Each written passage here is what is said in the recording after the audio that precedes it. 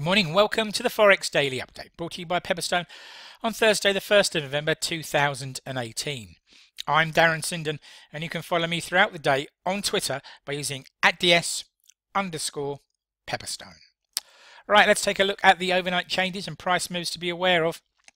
And it's been a pretty interesting session with the majors pushing back against the US dollar.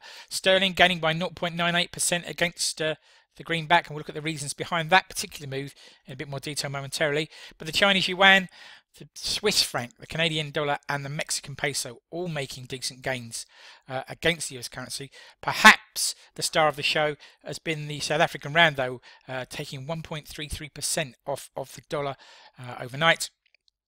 Going the other way, the Brazilian real coming under pressure now that we've had the presidential election in Brazil, down by 0.72% against the US currency.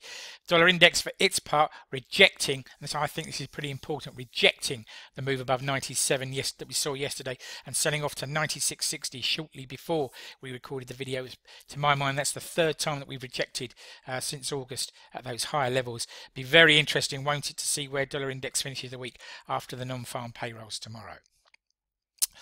Okay then, well, what's on the calendar today? Events that may move the markets. Well, we've already had some pretty key data and pretty interesting data out of Asia Pacific and some out of Europe, so let's run through that quickly. Very impressive trade balance data out of Australia. You can see that the trade surplus was just over $3 billion compared to forecasts of 1.7, so a massive beat. One of the biggest beats that I can remember for a long time in trade balance data.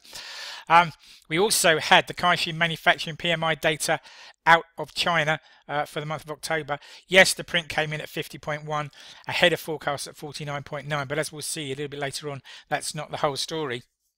We've also had, in the last half an hour, UK market manufacturing PMI for October, a disappointing print here, 51.1 against an expectation of 53 and a prior print of 53.8. So we haven't had too much in the way of bad data out of the UK recently, but that is a negative print. To come then at 12 o'clock GMT today, we will have Super Thursday, Bank of England interest rate decision, but accompanying that, the release of the minutes and the inflation report. That's all taking place at 12 o'clock, and that'll be followed at 12:30 by a speech by the Bank of England Governor Mark Carney. So the Bank of England MPC thinking and decision laid bare. There's a small chance they could raise rates today, but most likely they'll leave things on hold simply because of the uncertainty around Brexit. To come then later this afternoon at 13:30, we'll have market manufacturing PMI for October out of Canada. And then at 1400, the very influential US measure, the ISM manufacturing PMI, and that data's for October as well.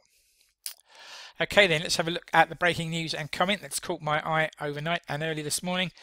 First of all then, those Caixin October manufacturing PMI prints out of China came in at 50.1. Yes, they were ahead of forecast, but they were below the official data released on Monday at 50.2, and the official data looks soggy enough.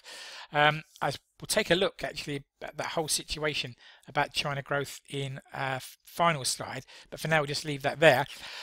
Meanwhile, the World Gold Council has revealed that central banks bought some $5.85 billion worth of gold in Q3, and that was the highest total of central bank buying seen since 2015. So that's something to be aware of as far as the precious metals are concerned. UK house prices grew by a modest 1.6% in October, although if you've looked at the performance stats for most instruments in October, that actually would be a pretty good gain. Judging against that background, but this is still the lowest figure that we've seen in the UK since May 2013, according to the Nationwide, who are one of the UK's biggest non-bank mortgage lenders. And staying in the UK, Prime Minister Theresa May is rumoured to have struck a deal on access to the single market for UK financial services post the March 29th Brexit deadline, and that goes a long way to explaining the rally in sterling that we saw earlier. No details or full details yet to emerge, I should say, so watch this space, but the market likes the sound of that, and it should be good news for the overall UK economy if that's the case.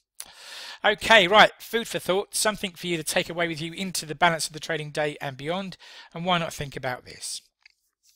Recent trends in China's PMI and new orders data suggest that manufacturing growth is rapidly slowing, though not yet in contraction. So we talked about the the PMI data, and that's the dotted line on the first of our charts here.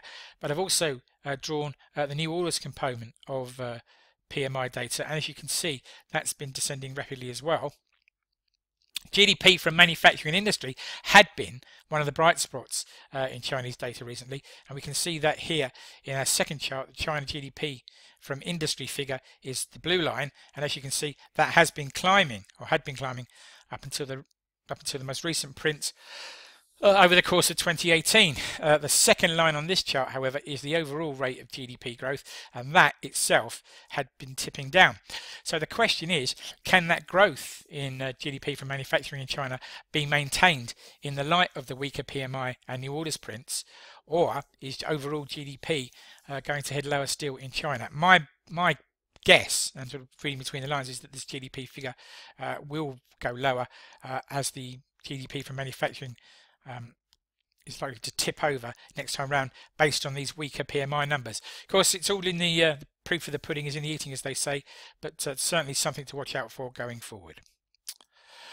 Okay, time to read the risk warning. Trading CFDs and foreign exchange on margin can be a risky business. If you're in any doubt about those risks or the suitability of leveraged products for you, then please do contact your Pepperstone account representative, and do take a moment please to read this risk warning thoroughly. Thank you for your time.